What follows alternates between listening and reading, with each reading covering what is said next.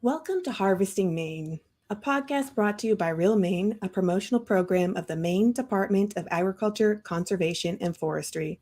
This is episode 8, and we have a great group of farmers calling in from all parts of Maine. We're looking forward to hearing about their businesses and what's going on in spring in Maine and how they put their multi generational efforts into providing fresh food for Maine consumers and beyond.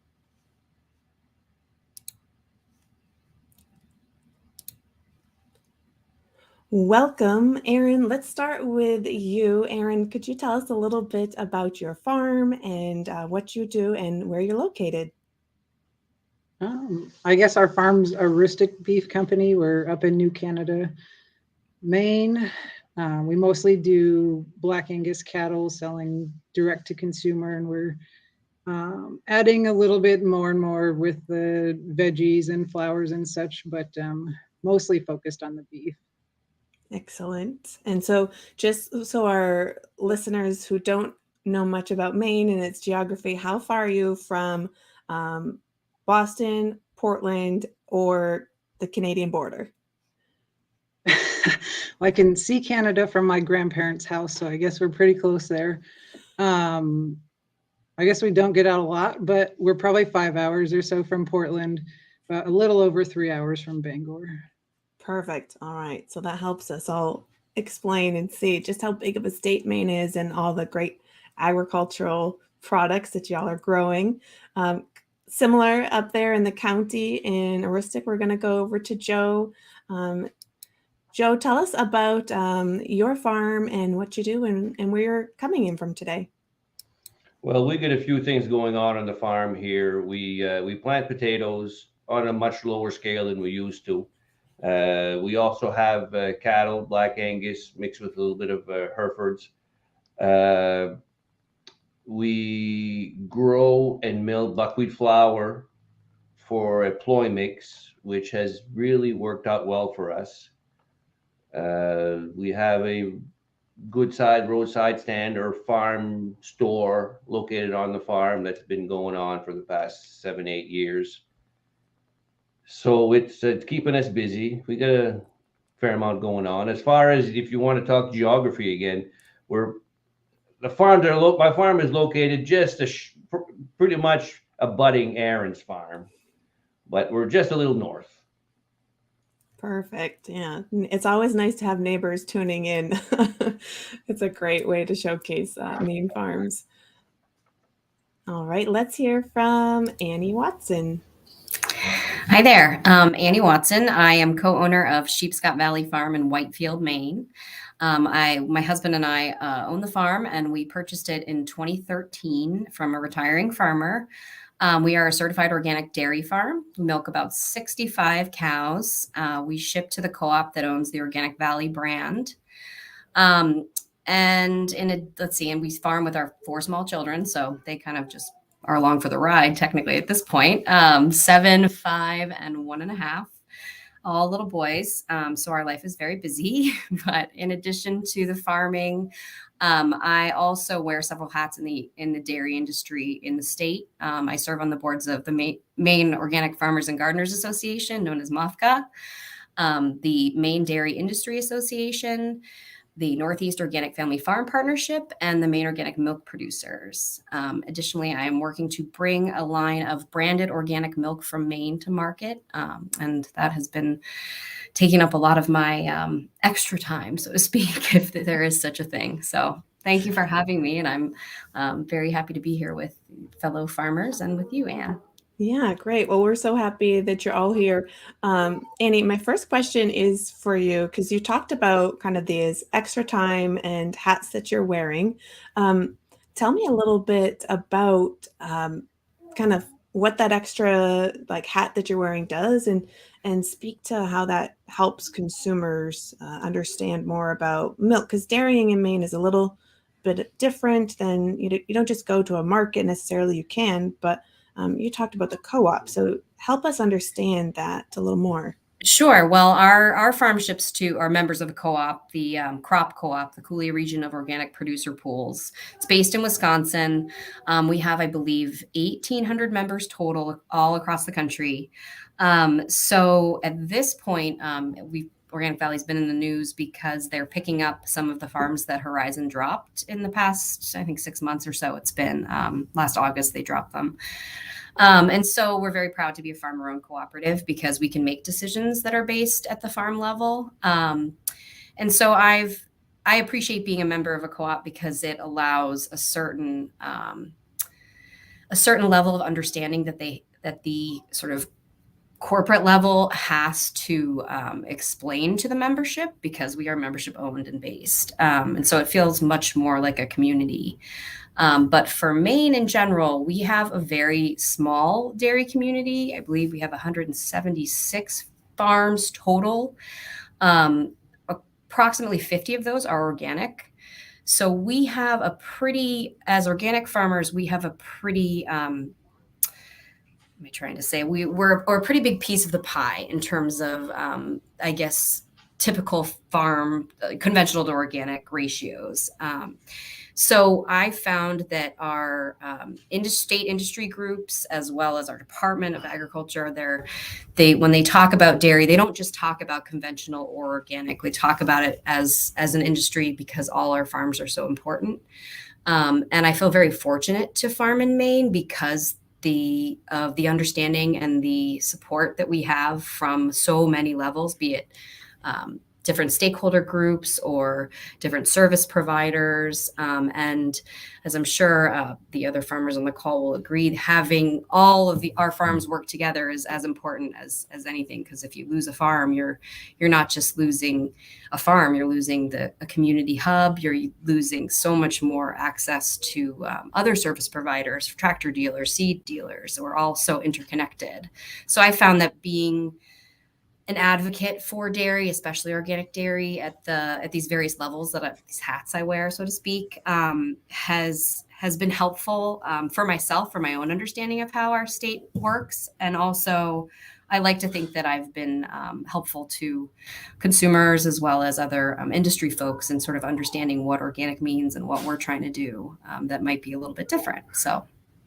Yeah, and I think you touched on the point that was pretty important, and Joe and I were discussing this a little bit earlier, but and I'd like your thoughts on this too, Joe. But like the community connection, right? So Joe and Aaron, you both are up there in the northernmost part of Maine, where there's a lot of farming happening, and it's not necessarily on take it to the market scale, but it's producing a lot, and you definitely rely on each other. Joe, could you speak more to kind of the neighborliness or the cooperation that's required to kind of keep farming a forefront of people's minds in your community? Well, definitely, the farming aspect is not as not the community tends to go by their business and not really know how they're getting anything in the stores. So a lot of them don't really know how these products are made, whether it's milk or peas or beef or potatoes. So years ago, it wasn't like that because there was probably kind of hard to put that in relation, but many more farms in the area as far as potatoes go. Beef has not been strong in the area in the past. Only the past 20 years or so, beef, as far as the production of freezer beef or commercial going to the market, has come online. But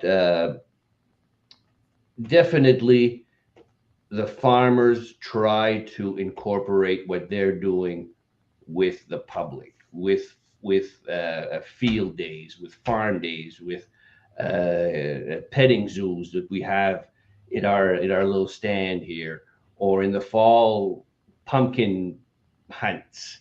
So we just try to keep that in the forefront to get these young kids and the public to really know what's going on. Not that you want them to know what you're doing personally, but just in general how things come about. Meaning food and yeah, food and types of food. How it gets to your table or what you might Exactly. find. Yeah.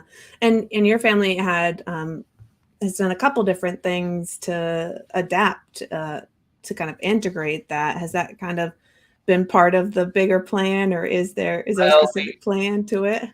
in farming, you kind of go with the flow. You know, you change with the markets. You have to, because if you don't, you won't be around long. Uh, when I was younger, we were growing just potatoes and 1 year rotation grain, which is the way it was up here. You were either a 100-acre farm or a 500-acre farm. Back in 80, maybe 84, we stumbled on this buckwheat flour business. A little bit of experimenting here and there. The ploys, we've grown up on ploys all our life. It's a food that our ancestors grew up on. It's an ancestral food, like a bread. So anyway, we started marketing that, and this is where we are. Last year, I had 400 acres of buckwheat, uh, which is a good thing for us. Yeah. So, like I say, you have to adapt with what the market wants. Potatoes was a very hard market way back when. It's still a hard market. So anyway, we're still plugging away. Yeah, that's great with multiple generations, and same over in your neck of the woods, Aaron. You have you mentioned some adaptations that you're putting into place. Tell us a little bit more about what's going on in your family's farm. Um, that's probably me just finding a passion for growing vegetables and flowers and stuff like that, and just being able to offer it to the customers that we already serve. Because despite it being like really heavy in agriculture up here, the diversity really struggles. So there's lots and lots of potatoes, but there's not really a lot of much else. So we've got some beef people, we've got some pork people, some chicken people, some veggies, but I'd say as a rule, there's not enough of any of us to hit demand of any of it. And we could actually use a dairy up here too, but and so that's where we've run into some struggles on the beef side with finding enough ground to hay and stuff like that, that we're kind of just like pulling the reins in a little bit to downsize to where we're not buying a lot of hay and feed and stuff like that, because with the droughts and just the climate of everything, the costs are getting out of hand. And so just being more self-sufficient there, and then just allowing us to more time to branch out into these other things that our customers are asking us for. They want chicken and eggs and this and that, and where we're not going down that route yet, it's definitely something that just from a sustainability and diversity standpoint, I would like to incorporate eventually. But I'm not interested in doing the poultry butchering myself again. I did it to know that I could do it, but I'm okay in my knowledge of what I can and can't do, that that's not something that I'm going to do a lot of. And so just, I don't know, branching out in lots of different things just to hit. Yeah. Good skills for the farmer too, right? Just being comfortable in knowing what you can do, want to do, or like managing those resources too. And I think you've also done some great work with photography too. I should mention to our listeners that Aaron supplied one of the cover photos for Real Maine's spring publication in 2022. So that was very beautiful. You had some sweet peas welcoming springtime. Hopefully that'll happen again soon. But what's the temperature like there today? It's end of April. How's the weather and the temperature for you today, Aaron? Today wasn't my favorite day. We've had some warm-ups lately, but today was back to low 30s, kind of trying to sleet/snow some more. And we're getting there. It's almost spring. A lot of the snow's melting off. We're seeing the pastures at least finding some ground now. So not so much in the trees and fence lines, but we're getting there. Yeah. So will that dictate kind of the next steps on your, I guess, farming to-do list of when the ground is ready and the snow is melted? What happens after that? Yeah. So pretty much about any time, once the cattle start to think that there's some green grass somewhere, they're going to start testing fences. And Joe was kind enough to help us this last summer when we had some heifers decide to go for a bit of a joyride. But yeah, so cattle are going to start getting squirrely pretty quick because you can feed them all the hay they want, but if they smell and see some green grass, they're history. So Yeah. Yeah. Well, thanks for doing that, Joe. It's good to know. They say good fences make good neighbors, right? And having the good cow sense is probably even better, right? Well, What's next on your tasks, Joe? Are you going to be? I think you mentioned you might have had a baby calf born today. Is that? yeah, I found it today. I was dropping some bedding in one of the pens, and I says, all the calves in here should be tagged, and this one didn't have a tag. So it must have come yesterday or late last night or early this morning. But anyway, we'll take care of it when we tomorrow morning or so, something like that. Keep an eye on things. Yeah. And when do the cows kind of like what are the cows up to this spring? Are yours also sniffing the air for signs of spring? Oh, they can't wait to get out, definitely. I just finished cleaning them because in the wintertime, they can get pretty packed solid. Everything is froze. So as soon as that melts, we got to try to take it out as soon as we can. Yeah, make it become a compost or That's fertilizer. taken a fair amount of time. We're starting to get machinery ready for the spring, because when the ground is ready, we got to start making dust. What So, kind of work does it take for the machinery? So you've got quite a bit because you're planting, right? You're planting seeds into the ground. Walk us through that because it's a bit of a unique, particularly with the buckwheat, right? It's not like you're planting or corn, right? It can be a little bit different than managing other. it's similar to planting a regular small grain like oats or barley or wheat. It's basically the same thing. You got to get your drills ready and service all the tractors so you don't get out there and things start to break down. They do anyway, but you try to minimize that. Um, Other than that, you just got to find the right people, and when the time is right, go to Let, town. let it rip. Yeah. Makes sense. Annie, how about yeah, your family and all the activities that you're up to in springtime on the dairy? Sure. Well, we've had sort of a funny spring because we just retrofitted our tie stall or comfort stall is what we're supposed to be calling them now. Milking barn, we retrofitted into a parlor. And that actually went online last week, or almost it'll be 2 weeks on Thursday. So that has been a huge adjustment for our farm. Um, Mostly just learning a new system. It took the cows quite a while to sort of get there, get a grip, I should say. But it will vastly improve our efficiency in our milking system. And so it was a much needed project. But now that that has completed, and we also built a new heifer barn this past winter too. So we've all been chomping at the bit to kind of get back to farming because it's been a lot of construction. And so this time of year, as soon as the ground allows, we'll get out and start spreading manure. Our systems we have two bedded pack barns, one for the milking cows that we've had for about 4 years now, and the new heifer barn which is also a bedded pack for our heifers. That's brand new as of this year. So that is its own manure source. It ends up as compost. We have to make sure it all gets cleaned out and then turned several times so that it becomes like a dry manure that we can spread.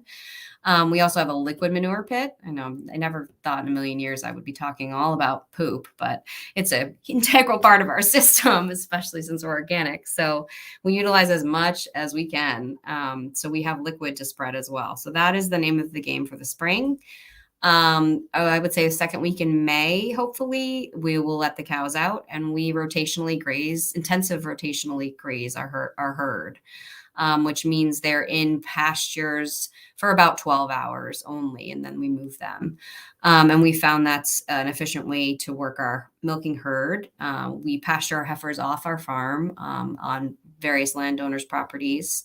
So it's all about fencing. Spring is manure and fencing and fencing and fencing and fencing, because once those cows go out, they're into the rotation. So you better have all your pastures ready, if not like many ahead. And we have, I believe, 27 different pastures. So it's quite a bit of fencing. But that's something that we can all get in on, essentially. Like our whole family likes to have little parts of that. The kids, I think, just like riding the four-wheeler, but it does allow for a little bit more family involvement. So, and then once, the end of May hits, we start haying. We try to get our haying in as quick as possible, that first cut right off the ground. And then it just continues, and hopefully weather is good for us. Hopefully we get what we need, because it's been a rough couple of years with up and down and really nothing consistent. And I kind of joke with my husband that the new normal is unknown. So you just have to kind of prepare for anything. So we've tried to gear our systems in a way that we can be flexible and get things done as quickly as possible. But I fully agree. Once those cows start smelling green grass, they are like, I don't even know how to describe them. They're just chomping at the bit, literally, to get out and start grazing. And it's a really fun day when we let the cows out, because they all just run out in the pasture and dance and kick, and it's one of the really fun parts of our job is getting to see that. So Yeah. And do you also do you see that some have maybe certain I don't want to say leadership capabilities, but in the herds, are there some who are helping kind of navigate through the rotational grazing and? Oh, for sure. There are some that just take the lead, and that they're the leaders in the herd, essentially.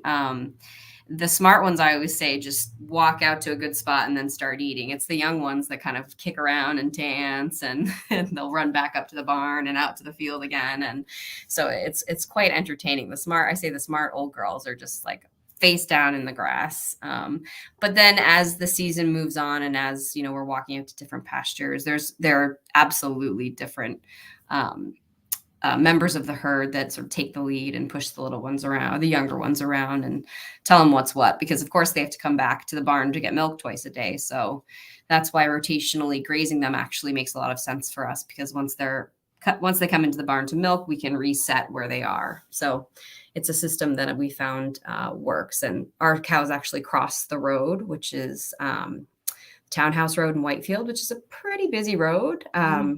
And so we joke that it's the biggest traffic jam in Whitefield is when the cows are crossing. But people love to stop and see them, and it's a good way to sort of remind people that we're there.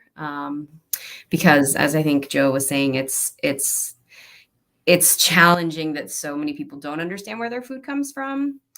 And so we've sort of adopted this idea that, like, yes, we would love, we don't necessarily have this farm set up to be like an agritourism spot at this point. We are just up the road from the Sheepscott General Store and Farm, which is a vegetable farm. And so we have a lot of traffic on our road. And so we hope that people will recognize that we're there, and that we provide something that, not everybody's been on a dairy farm.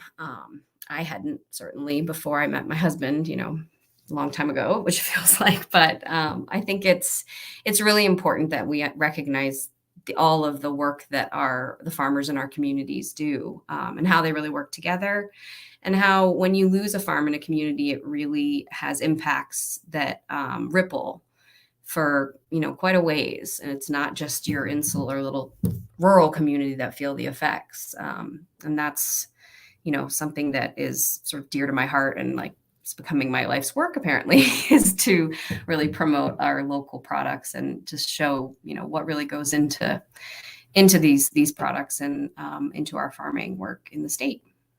Yeah, that's great. And I think all of you have you've talked about ways that you're selling those products. So I would like to ask each of you, Annie, I'll start with you. Like, if somebody wants to buy milk from Maine or milk from your farm, and then they're at the supermarket, what's a good way for them to know that? Well, currently, if you buy the Organic Valley brand, any of the products, which range from fluid milk to butter and sour cream, that's supporting our cooperative, and it's supporting many farms in Maine, organic dairy farms in Maine. Additionally, at this point, all of the organic all of the Organic Valley milk in Maine is going directly to the Stonyfield plant in Londonderry, New Hampshire. And so all the Stonyfield products, all the Stonyfield yogurt products, excuse me, are made with Maine milk, essentially. So you can feel pretty good supporting Organic Valley, our farmer-owned cooperative, or the Stonyfield brand, which are really big brands for sure. But I think it's good for people to understand that while they might be big and seem very corporate, they are very committed to our small organic dairy farms in the state. And then hopefully at some point you'll be able to see the Maine Organic Milk Company brand on your store shelves and know that that is organic milk from Maine. So there are many ways. Because not all farms can have a brand. Right. In addition to doing I think maybe all three of you can calculate this, but we'll call it at least an 80-hour work week. But we can get into that for sure. Erin, tell me a little bit more about how folks can find your farm products.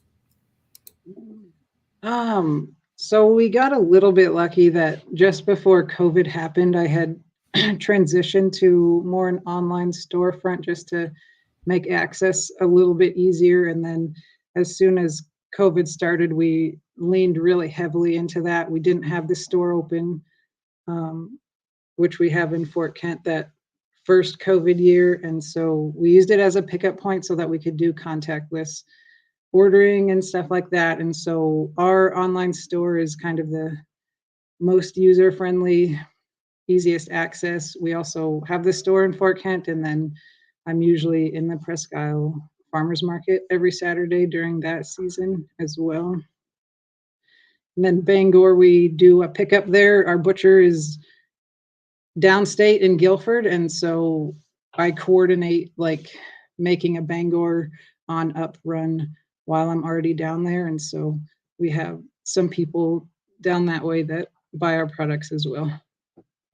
So a little bit of kind of a hybrid style. You're doing almost like if this were 100 years ago, again, like a catalog, like you don't have to worry about ordering the catalog, but you've got it all kind of mechanized. And does that help you with some efficiencies and managing everything from your long work week, or anything that you would give a tip for a consumer if they want to support you that way for timelines? Should they call you like, hey, you're heading to Guilford, stop by on the way back, or do they need to give you a couple weeks notice for things like that? Yeah, that's kind of like where the website has definitely saved me a lot of hours. The platform was created by a farmer, and so it's very user friendly for farmers. They know what we're going through in this direct to consumer market, and just the efficiencies there, especially once COVID happened. There would be no way that I could have handled the demand and the phone calls and the emails if it wasn't for the website. And so we do a little bit of shipping too. And so that was helpful, just that when people were searching for it, we popped up here and there. Yeah, and a familiar name always helps too. Joe, now your family has a pretty familiar name if people are walking through supermarkets across Maine. Tell us a little bit more about how people can find some of your family's products. Well, as far as the beef goes, that's more word of mouth. I get a phone call, side of beef, going here, going there, quarter, whole beef, and then I just coordinate the slaughter time and the pickup time. That's kind of the way it's been probably for hundreds of years. I never jumped to anything like what Erin is doing. But as far as our buckwheat flour is concerned and our ploy mix, that we got a pretty intense website that worked well for us, and we're redoing it more for mail order purposes. It was pretty time consuming as far as like downloading an order, figuring out the shipping, making phone calls because the card wasn't quite right, and back and forth. So hopefully with the new website, that will take care of itself. Like if you go on Amazon, you don't have to make a phone call to the person. or you don't get a phone call from it, Mr. Amazon, saying your PIN number was wrong.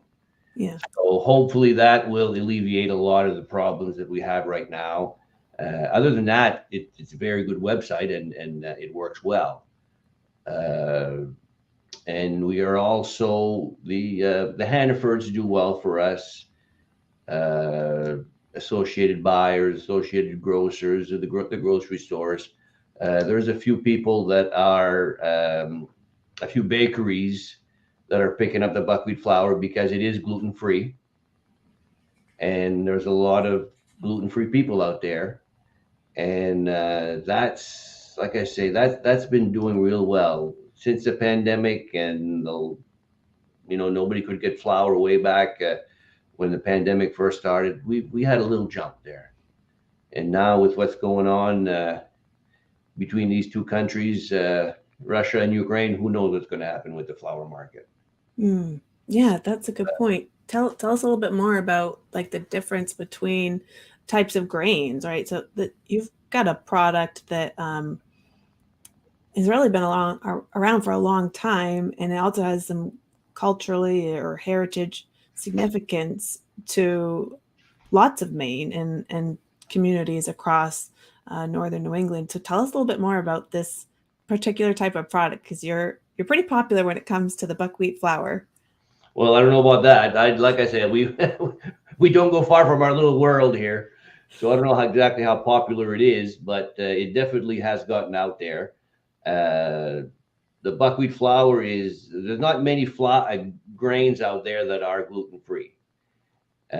So we had our flour analyzed by the Celiac Support Association. I think it's out in University of Wisconsin or somewhere's out there. That's more my wife's department, but that definitely has been a plus for our business.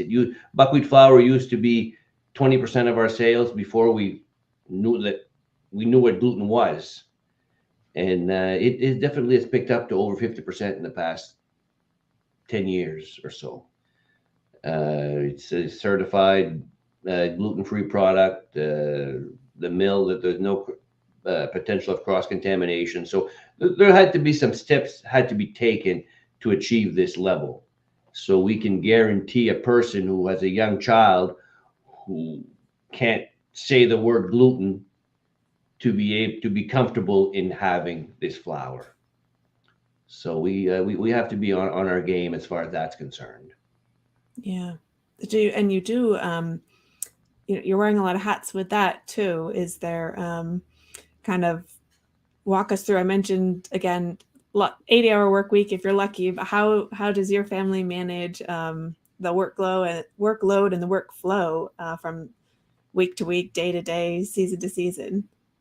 Well, the slower season is definitely in the wintertime when there's no crops. Things don't grow in the wintertime. So that's where we can concentrate on milling. My son milled this afternoon. So we try to mill. He milled this afternoon, but we try to mill in the morning so we can get, work with the cattle and the crops in the afternoon. That type of deal. So that works out well for us. My wife handles a lot of the computers, the marketing, the shipping problems. Everybody has shipping problems. It gets the other end and it looks like a truck ran over it. But that's just the way it is now. As the marketing there, the potato crop is in the wintertime. I don't do much marketing. Talk to a buyer from Boston and they come and get it. I put it up and then we bring it there. So there's no on the phone all the time marketing the potatoes. As far as the marketing is concerned, it's more the flour, because we know that's where we should put most of our efforts. Because, like I say, gluten free, and I don't want to put aside our ploy mix. That's that's a good seller also. But the gluten free is the niche. Yeah, and you keep on saying the word ploy. So for our listeners who don't know what a ploy is, tell us a little bit more about that. Well, it's a French Acadian flatbread that our ancestors grew up on. Every ethnic people have their type of bread, and the French Acadians ate ploys, and that's a mixture of white flour, buckwheat flour, baking powder, and a little bit of salt. So we have to buy in the white flour, baking powder, and salt, but we have full control over the buckwheat flour. We grow it, dry it, whatever we have to do to it, and mill it for the product, for our ploy mix. We mix that all together and package it, and all the consumer has to do is add water to make their flatbread, their ploys. And kids love them for breakfast. You can have them with dessert, with your chicken stews, beans, and you know you experiment with it and eat it any way you want it, as long as you eat it. But it's What's like a bread. Use it as a bread substitute. yeah. What's your favorite way to enjoy them? Well, just regular ploys, regular butter and chicken stew is good, but dip it in maple syrup. Uh, that's also good. Sounds delicious. Which makes me, I always have to ask the farmers who are growing food products what their favorite recipes and tips are. So, Aaron, I'm going to ask you for yours too. What are some of your favorite ways to, I presume it'd be beef, but vegetables too. Give us some ways on preparing them and your favorites. I guess there's probably a little bit of a misnomer there that I forget the show, if it was called The Ranch or whatever, where the guy was literally eating steaks every night, and it's just so far from reality. It doesn't make sense. But so we predominantly in our house will use ground beef roast and stew meat, with stew meat like far and away being my favorite. I'm not a cook, and so for me to have a cut that no matter what I do with it, I can't mess it up. And so just the low and slow, and it doesn't matter if you're doing a stew, or my favorite's a stroganoff. It comes out amazing just every single time. And so it's really hard to beat that super tender beef. So that's our go-to. My And pretty husband would easy. be the steak and potato guy, with our kids apparently following in his footsteps. You give them food and the meat is the first thing to disappear. And so definitely beef eaters in this house. Good thing you have a beef farm. How about you, Annie? What are your favorite ways to eat dairy products or any types of Maine foods? I mean, we are big cheese lovers in our house. I have yet to actually make any cheese other than, just an easy ricotta. But we drink our raw milk pretty daily, especially, 3 growing children. They are drinking a lot of milk, which is a good thing we have a dairy farm. But occasionally I do run out, and if the milk truck's been that morning, we're out of luck, which is always a challenge.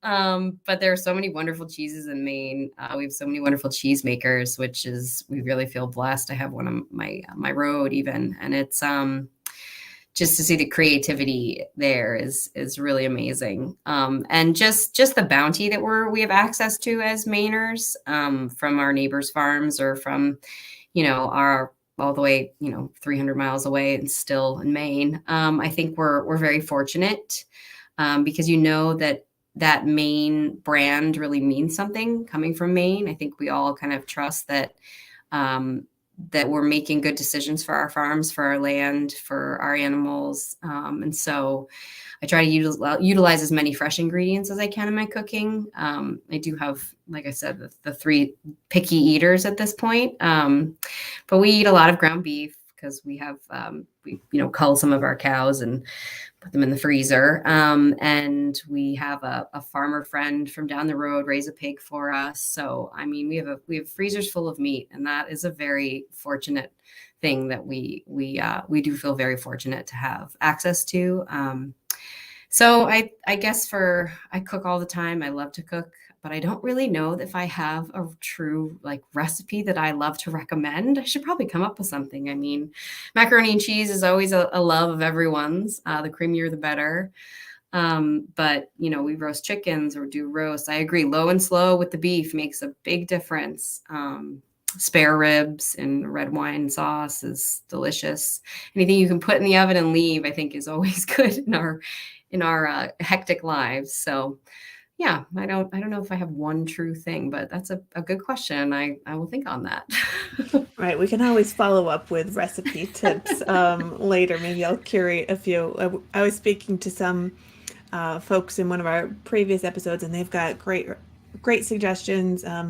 One of them, I think, was a Rustic County nachos. So I think it's a modern twist on the cookbooks that we've seen across our communities, whether it's 4-H or FFA or community places like churches or things like that. So I always love hearing how farmers are just doing simple things. So I think it's nice to keep it simple too, because we're all pretty busy, and you all are quite busy. So it's always nice to know that. I've got another question for you, Annie, relating to kind of managing the dairy and all the milk that you are keeping an eye on. What you had a couple words earlier, so parlor and milk truck may not be familiar to our average listeners. Tell us their role in the dairy farm.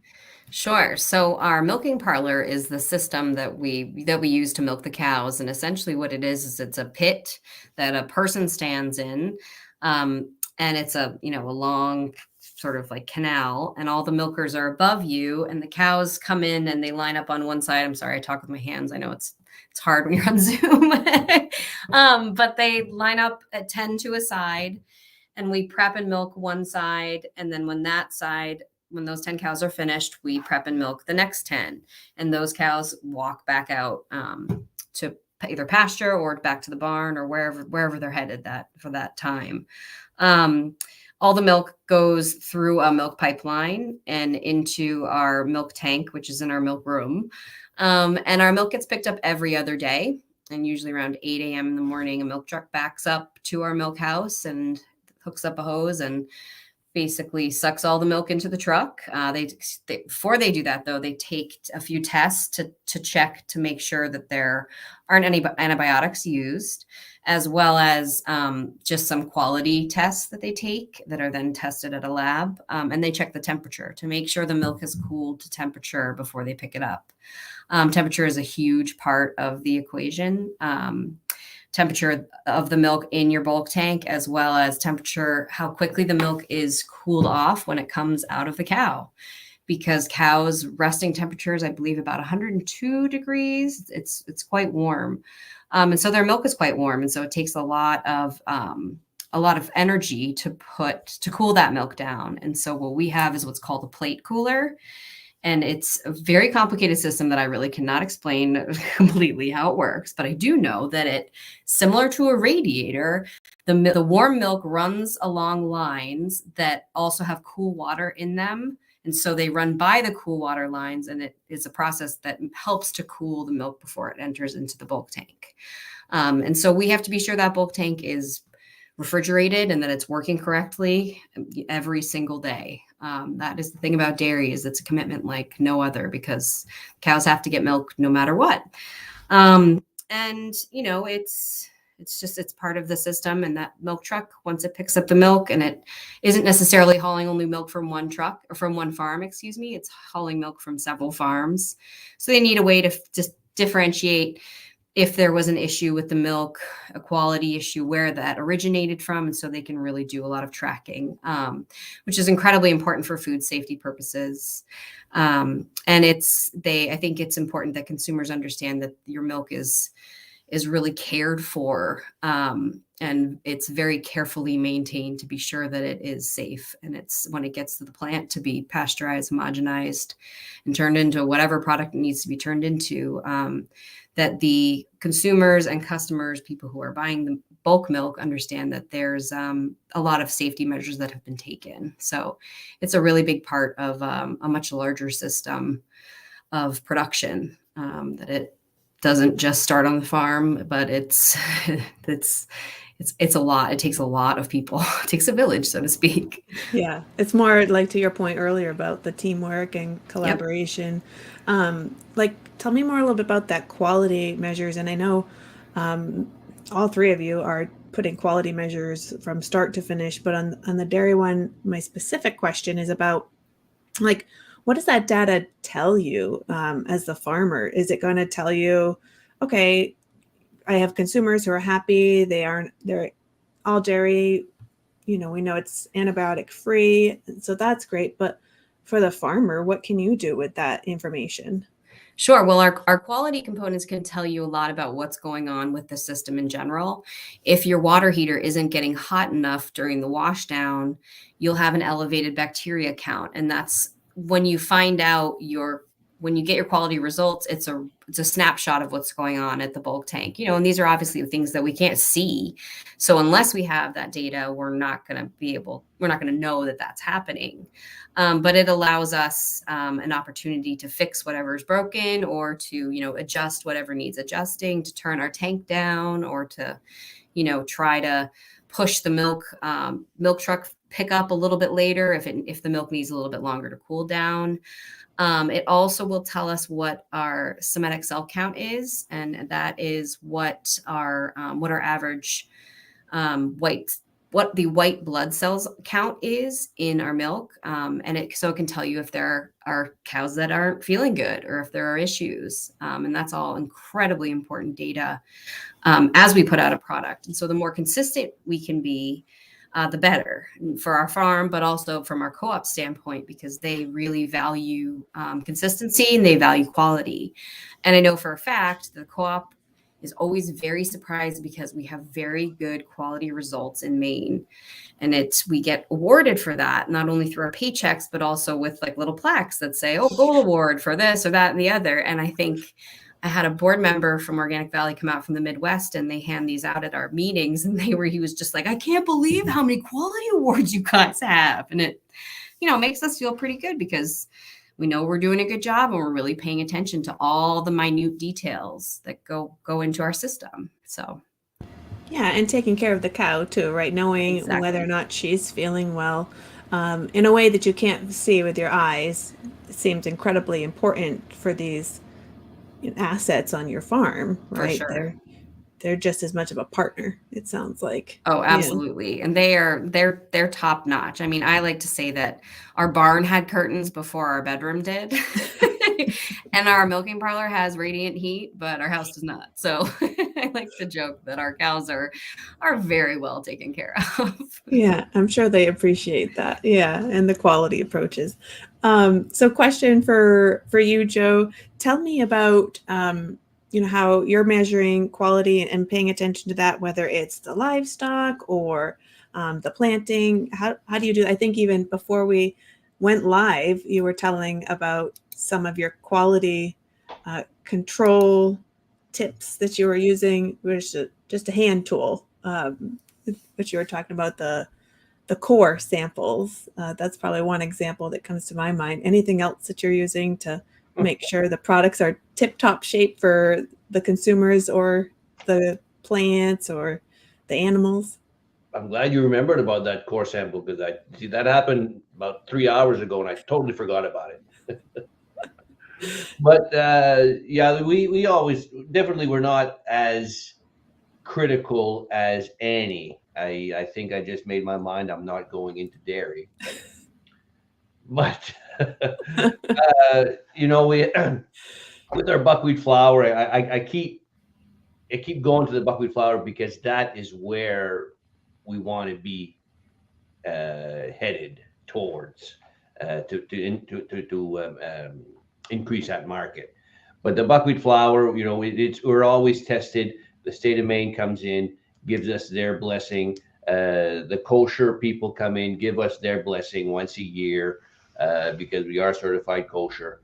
The buckwheat flour has got to be tested every 6 months or every year for this parts per million of gluten. You're allowed so many parts per million to still be certified gluten-free. Uh, as far as the cows are concerned, well, there's no governing agency that comes in and inspects me. Way back when I was growing some animals for pine land, you had to qualify and keep standards as far as the being all natural, which is no antibiotics, no growth hormones, no animal byproducts, and there's a few other criteria there. And since I learned with them, with Pineland and their vet, that's what I have been doing to be able to sell an all natural product. Like I said, there's no growth hormones, antibiotics, and all that stuff.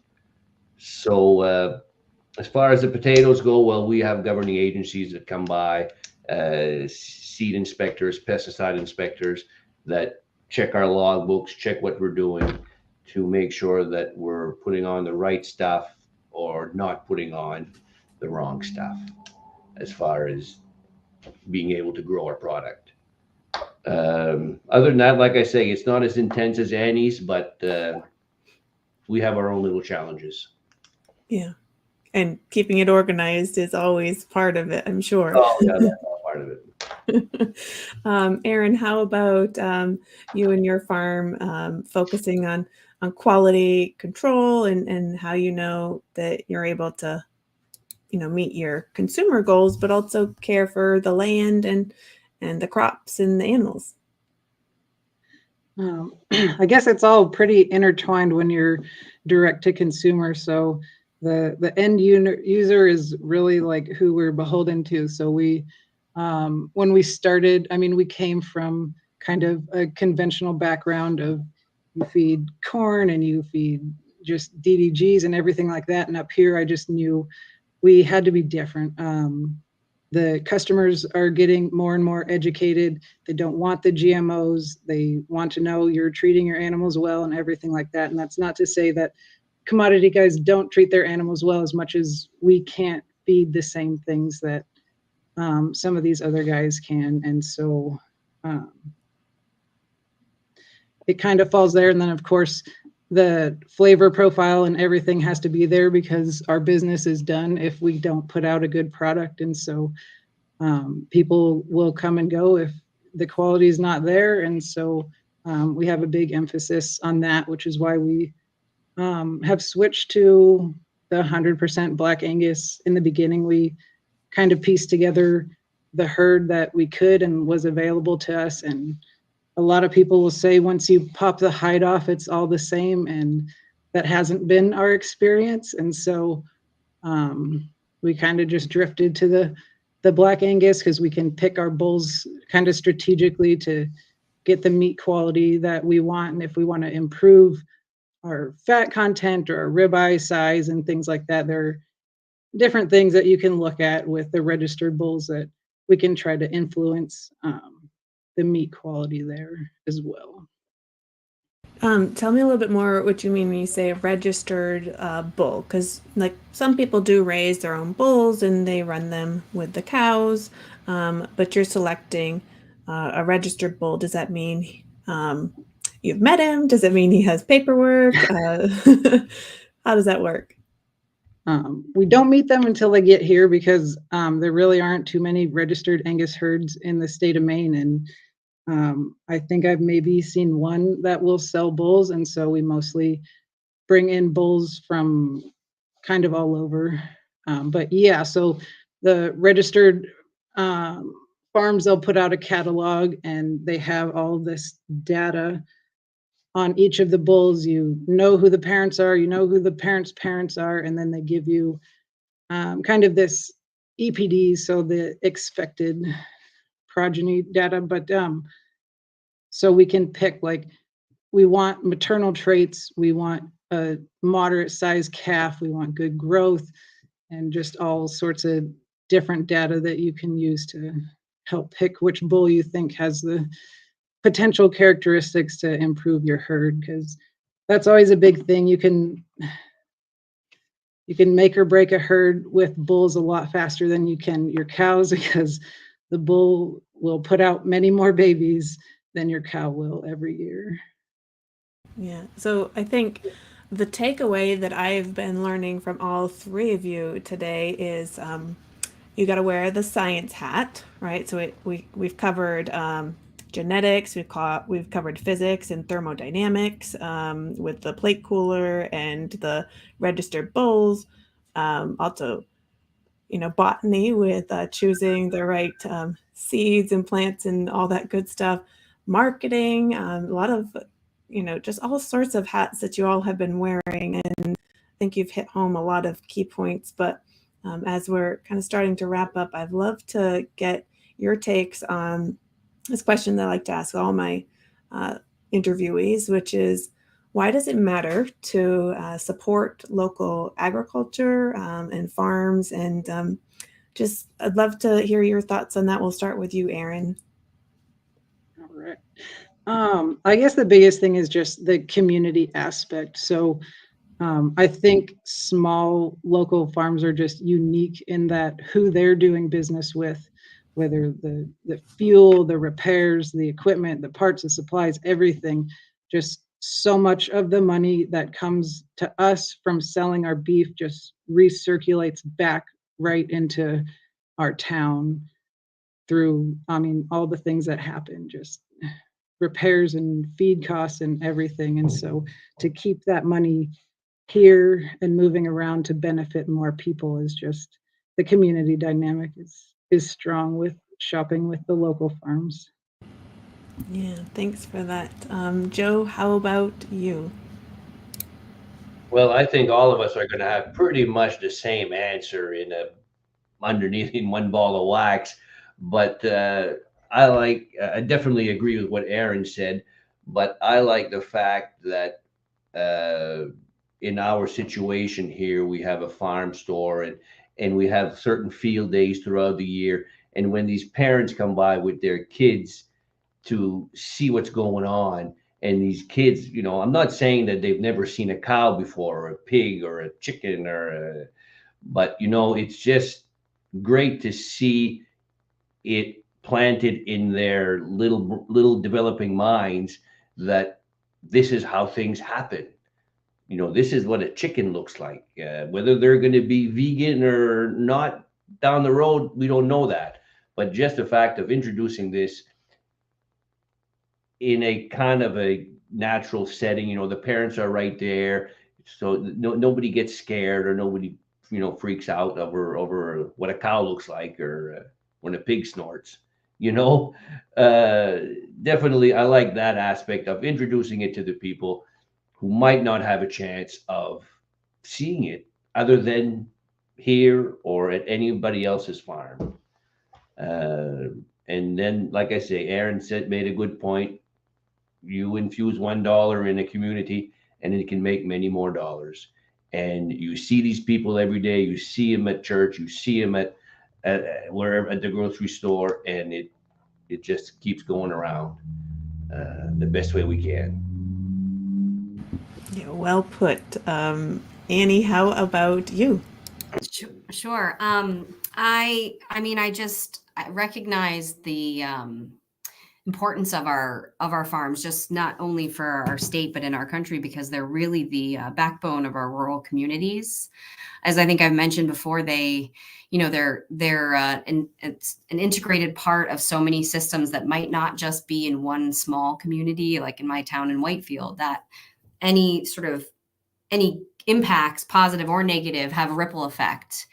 And I think, if anything, this pandemic showed us all how important our regional food system is, and the supply chain demand issues, and all of these things that we got a little bit used to having it so easy.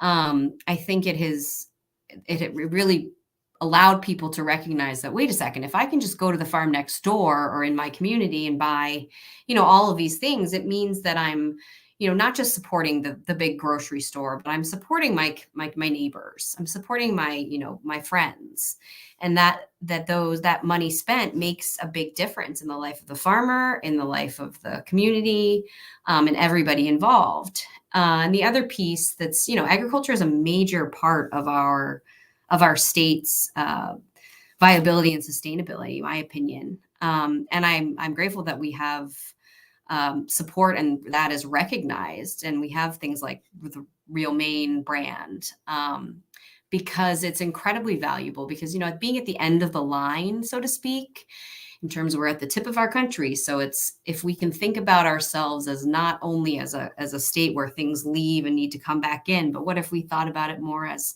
a cycle in which we can, as a state, manage our own food supply and food systems. I think we would be much better off focusing there than we are trying to bring food from, California all the way across the country from a, climate change standpoint. It's just the more regional we can think, the better. And that is something that I found a tremendous amount of value in. And I think because I'm in an industry that has had so many farms go out of business, I've seen firsthand what it looks like when we lose farms, and what it looks like for those communities and what it looks like for that land even.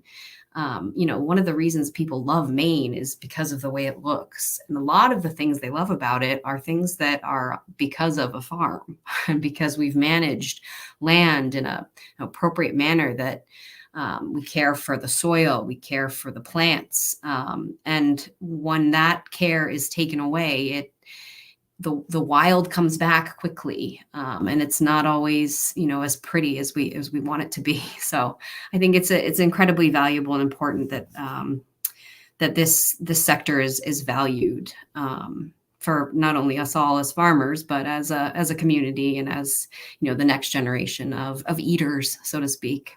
So.